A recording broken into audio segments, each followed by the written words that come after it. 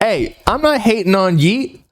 I have the right to give a criticism about anybody. That's my job, right? To give an opinion about said music that we're listening to and or their career and actions within the public light. Now, when it comes to Yeat, I told y'all I didn't really mess with 2093, but we already went over the Spotify numbers. Like, I'm sure it's still doing well. Don't get me wrong, because Yeat is just a mainstream artist at this point. However, his top songs on in general on Spotify are not reflecting that 2093 is doing all too well. Because look, Up to Me and Life and Afterlife looks like are still, actually it just looks like Life, and then Up to Me, and then Two Alive, and then Afterlife right here. So only 2 songs from the recent album that he just dropped. Those should be the most popular songs. So it's not just me, but it looks like it's also Opium, or at least maybe not Cardi and them, but Destroy Lonely, Ken Carson, because they liked the tweets by Lil88, who is a producer who's worked with Cardi and Opium, Ken, Lone, etc., etc. And so he was hating big time on Yeat. I'm not going to lie. Let's go to his Twitter.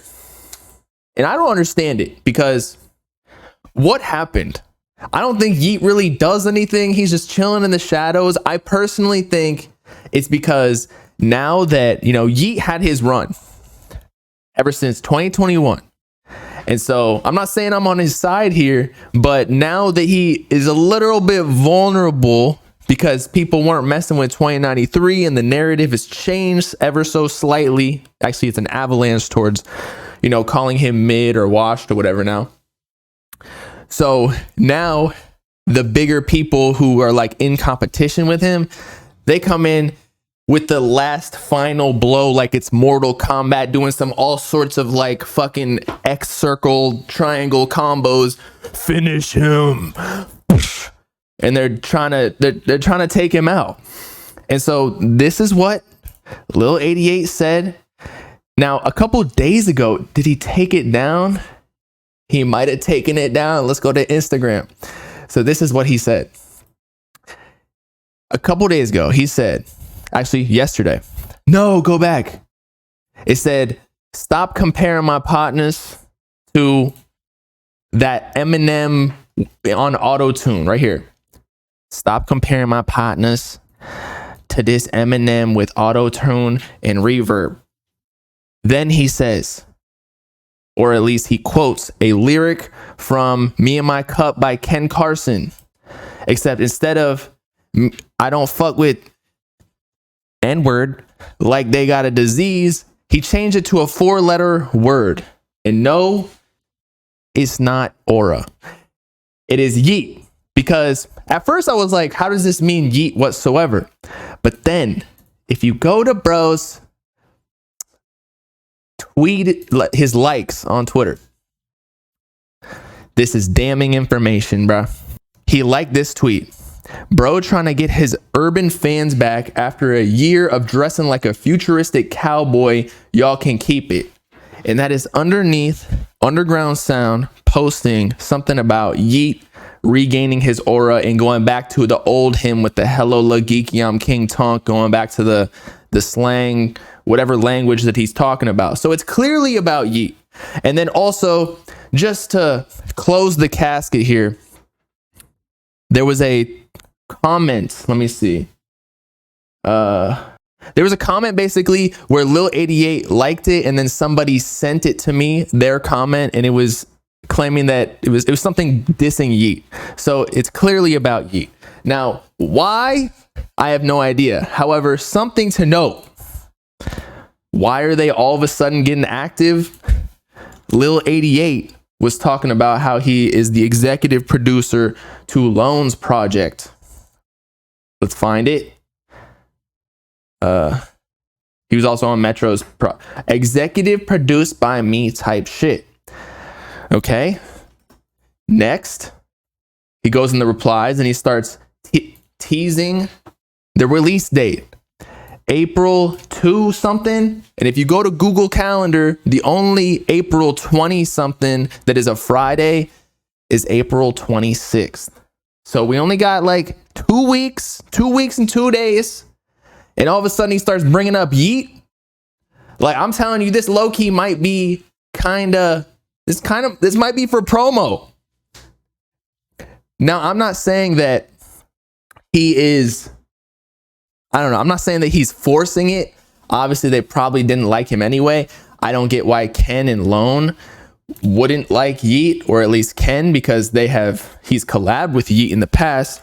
But as I said at the very beginning, Ken Carson liked the tweet that Lil 88 posted, and then so did Destroy Lonely.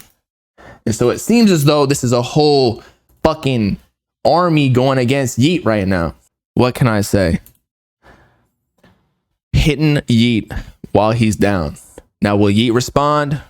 Probably not, unfortunately. Actually, I hope he does. We need a new big three of the underground. Destroy Lonely, Ken Carson, the big Yeat Meister, to throw some diss tracks around, because I don't know what's going on, and I want to hear some insight on, like, did Yeat fuck their bitch or something?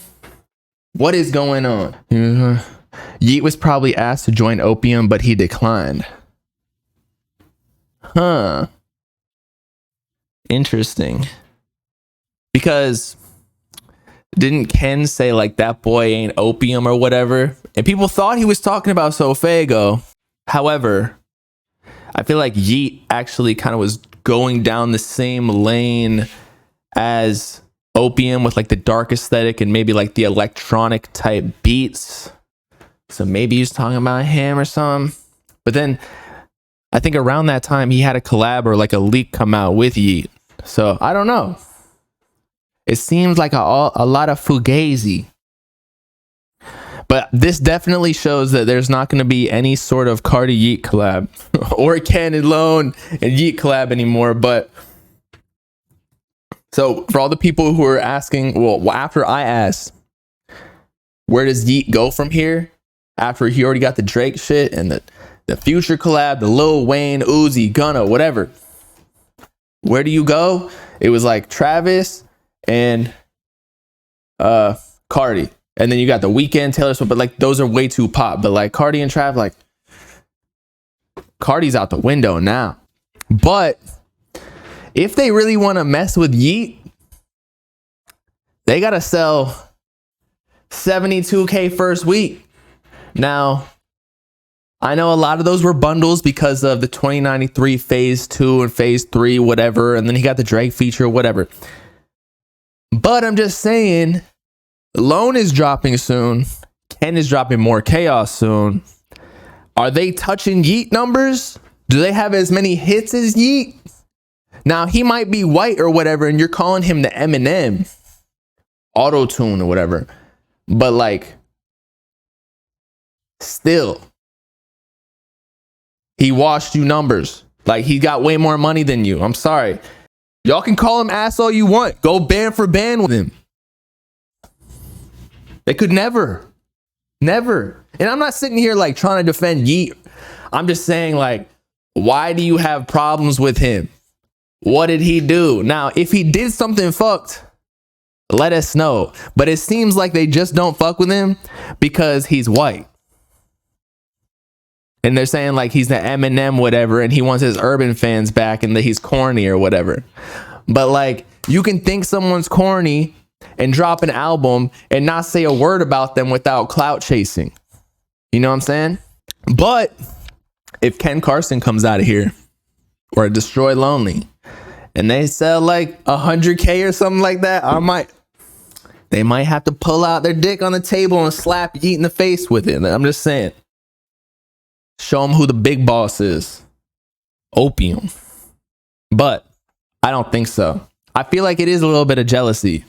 Like they were seeing Yeat go crazy for like 3 years and him running the entire game. Whereas Ken Carson and Lone, let's be real, Yeat kind of did it by himself, so you got to put respect on his name. Yeah, he got collabs and he was with Zach B or whatever, but like low key, he just had good music. But like Ken Carson and Destroy Lonely, I'll give it to Lone. Lone was already coming up by himself. And Ken was around 808 Mafia and whatnot. But we wouldn't really know who he is without him signing to Playboy Cardi. So, who's really winning right now? And who got more projects out right now? Who got more money? Just saying.